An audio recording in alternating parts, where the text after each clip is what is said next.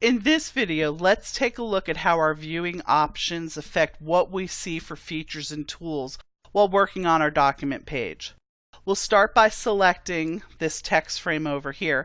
And if we come over here to the Properties pane, you notice we have 3 tabs we can work with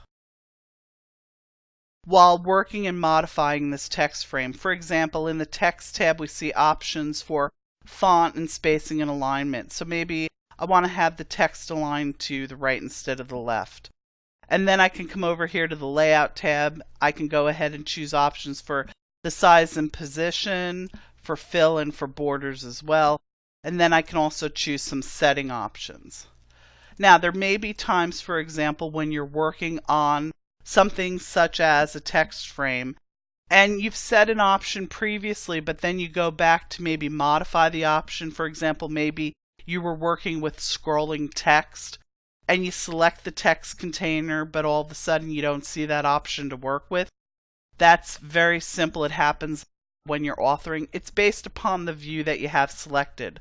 Right now in the View menu, we have Basic Properties selected. What this means is we're not seeing all of the features and the tools to work with while we're working with elements on our document page. We're just looking at some of the basic property tools.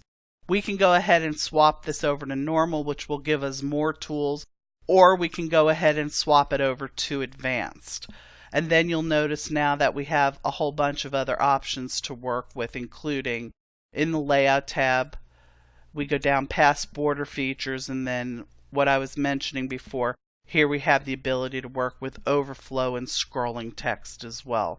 So if there's any time that you're working with a particular element on a document page and you don't see the feature that you need to work with, but you know you've worked with it before, remember to go to the View menu and change from the view that you're currently working in, which would most likely probably be Basic Properties. I recommend just swap over to Advanced Properties, and then you'll probably find the tool that you need to work with.